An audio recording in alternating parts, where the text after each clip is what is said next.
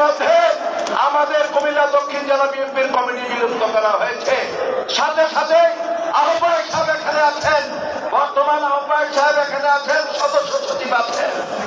আমরা সাথে সাথে তাদেরকে অভিনন্দন দিয়েছি এবং 18 তারিখে কুমিল্লা যে সমাবেশ হয়েছে সেখানে সমস্ত আমাদের উপস্থিতি নিয়ে তাদেরকে আমরা স্বাগত জানিয়েছি।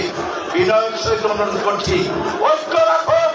আমাদের প্রত্যেকটি নির্বাচনী আসনে একে অপরের প্রতি ভালোবাসা রাখুন, কারণ দেশব্যাপী যে ষড়যন্ত্র হচ্ছে, আমি অচিরেই এই সরকারের কাছে আহ্বান রাখবো, অচিরেই রোডম্যাপ ঘোষণা করে নির্বাচনের তারিখ ঘোষণা করুন, অন্যথায় বৃহত্তর আন্দোলনে বাংলাদেশের জাতীয়তাবাদী দল আবার জাতীয় করবে।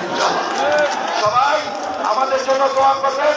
আর সর্বশেষ আজকের সভাপতি উসমানুল্লাহ আবু, মহানগরের সদস্য সচিব, আজকে যিনি সেক্রেটারি হবেন, মানবতার ফেরিওয়ালা ইউসুফুল্লাহ টিপু, এবং আমাদের আরেক সহকর্মী যিনি চট্টা থেকে সদ্য কাউন্সিলর হয়েছেন রাজিউর রহমান রাজীবকে সাংগঠনিক সম্পাদক ঘোষণা করা হবে। এই বলে আমি আমার বক্তব্য শেষ করছি। ধন্যবাদ সবাইকে।